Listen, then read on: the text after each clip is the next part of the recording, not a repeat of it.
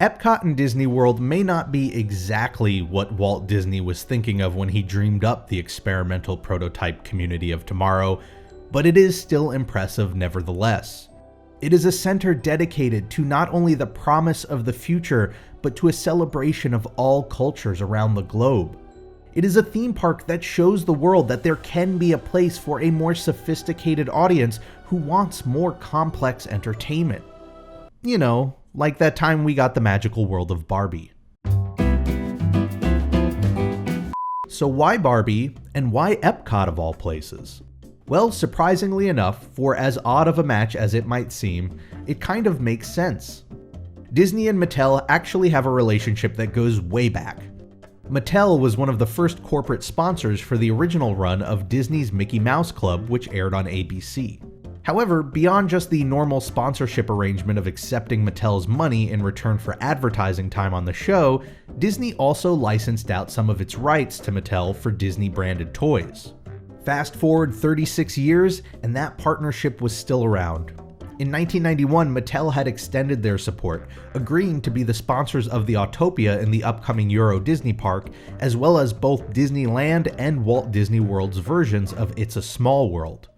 They'd also continue to grow their toy licensing business, which at that point was pulling in an estimated $200 million a year in revenue. So in 1993, when it came time for Mattel to plan the 35th birthday of their classic doll, Barbie, they felt it would be perfect to turn to Disney. Disney agreed, realizing it might just be the opportunity that they needed. The idea was to create a half-hour stage show that celebrated Barbie and her legacy. It was called the Magical World of Barbie. But Epcot? It just didn't really match. Well, as it turns out, that's exactly why they put it there. During that same time in the early 1990s, Disney was facing a problem. Attendance at Epcot was on the decline. The common criticism held against it was that for a beacon of the future, it was growing pretty antiquated pretty quickly. On top of that, it generally wasn't appealing to younger guests as much as the Magic Kingdom or Disney MGM Studios was. So Disney decided to try and win over new and younger audiences. Food Rocks would replace Kitchen Cabaret, Honey, I Shrunk the Audience would replace Captain EO, and Spaceship Earth would get a major refurbishment. In an attempt to make the concept work, the show would be centered around the idea that Barbie had made all these friends all around the world over her 35 years, so it would only be natural that the show take place in World Showcase. And Disney didn't take the task lightly. They would end up holding auditions in 6 cities across the United States in search for the perfect actress to portray Barbie. After weeks on the road and after seeing over 1,000 potential Barbies, Disney returned home empty-handed. But as luck would have it, the casting team would tune into that year's Miss America pageant, where they would find their perfect Barbie in third runner-up and Miss Oregon, Elizabeth Simmons. The show was slated to open in November of 1993 at the American Gardens Theater in the American Adventure, and it was planned to run 5 times a day, 5 days a week, for 2 years. It premiered the evening of that Thanksgiving, and it would close that very same night.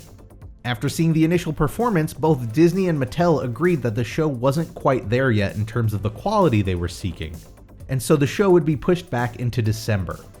According to Simmons during an interview on the Tiara talk show, over the following 30 days, the cast would adjust to 30 different script rewrites, with the show evolving and changing every single day.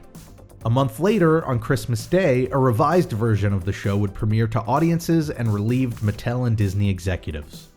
During those first 2 weeks, Disney and Mattel ran a promotion where if you wore pink to Epcot, you'd get a free Barbie magazine. And Mattel would end up producing a 30-minute VHS special that took place at Epcot. Customers could buy the tape for just 1 cent with the purchase of certain select Barbie dolls. The special would stress the international theme of the show and had 2 young hosts exploring the different World Showcase pavilions while also giving viewers a sneak peek at the stage show in Epcot. The show itself was, well, pretty much what you'd expect a Barbie-themed stage show to be. It had its target audience and it did well enough that it was performed throughout 1994. However, it wasn't creating the desired effect of getting audiences hyped up for World Showcase. As it turned out, Disney had found better results with another approach that they called flextainment. Flextainment was described as experimental street shows in the various World Showcase pavilions that, quote, fit more with the park's traditional image.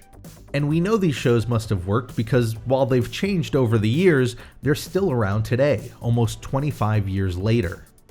So in the spring of 1995, Disney and Mattel would announce that the Magical World of Barbie would be ending on May 11th, just 7 months short of the initial 2-year plan.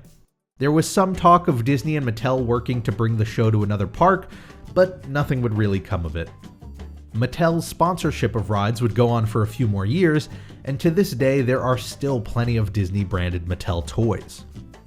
In the grand scheme of Disney World history, the Magical World of Barbie is most likely fated to being a small footnote in a chapter on Epcot. It was short-lived and oddly out of place. But it was also another example of Disney's willingness to try something different when faced with a problem.